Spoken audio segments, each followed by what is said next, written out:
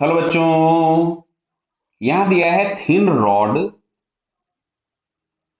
Uniform rod AB of mass 1 kg moves translationally with acceleration 2 metre per second square. ध्यान से सुनना, ट्रांसलेशनली बोला हुआ है मतलब इसमें एक्सेलरेशन की केवल ट्रांसलेशनल एक्सेलरेशन है, कोई रोटेशनल मोशन नहीं है। रोटेशनल मोशन नहीं है मतलब साहब नेट टॉर्क जो हमारे पास है वो जीरो मिलेगा। क्लियर है? आगे बढ़ते हैं। Due to two anti-parallel forces F1 and F2, the distance between the point of application of force is applied is 20 centimeter. ठीक है। Besides, it is known that F2 is equals to 5. तो rod की length पूछी, find the length of rod. Clear है? तो समझो यहां से बात को। पहला तो कंसेप्ट ये समझिए, ये जो F1 और F2 है दोनों रॉड के सेंटर के एक ही तरफ में लगेंगे। क्यों? अगर रॉड के, आप रख के देख लो, पेन पेंसिल रख लो, एक फोर्स लगाओ रॉड के सेंटर के नीचे और एक रॉड के सेंटर के ऊपर, आप देखो साहब रोटेशन होगा ही होगा, पॉसिबल नहीं कि रोटेशन ना हो। अब अगर रोटेशन नहीं दिया गया है, टॉर्क नेट जीरो है, तो इस डिस्टेंस को मान लेते हैं हम लोग, कुछ भी हम लोगों ने मान लिया x। तो अगर हम यहां से देखेंगे तो F2 का टॉर्क आएगा F2 इंटू एक्स और F1 का टॉर्क आएगा F1 into x plus L, और L बराबर दिया था 0.2।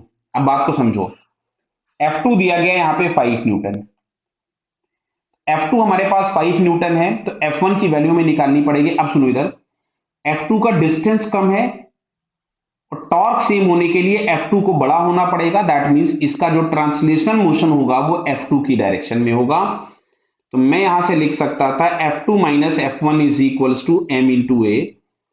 तो F1 इज इक्वल्स टू मिलेगा F2 माइनस एम ए, और F2 हम लोगों को दिया था 5, 1 into 2, F1 is equals to हम लोगों के पास आ गया 3 न्यूटन। क्लियर है बेटा? अब मैं यहां वैल्यूज पुट कर देता हूं इस इक्वेशन नंबर 1 में।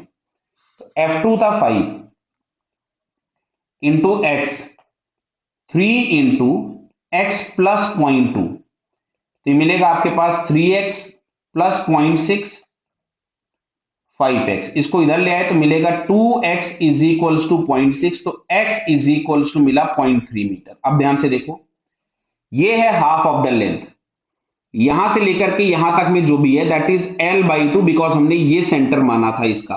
क्लियर है क्या? तो अब अगर हम लोग देखेंगे तो L/2 बराबर हम लोगों के पास मिल रहा था x प्लस एल, और L था 0.2 और x आया है 0.3, तो 0.3 प्लस 0.2, तो ये हमारे पास हो जाएगा 0.5। तो L/2 बराबर 0.5, तो बेटा L इज इक्वल्स टू यहां से हम लोगों के पास मिलेगा 1 मीटर।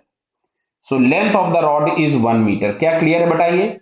इसमें किसी बच्चे को कोई डाउट है तो दोबारा देख सकते हो। क्लियर बेटा? तो L is equals to 1 metre, length of the rod हम लोगों को मिल गया 1 metre. Okay, all the best.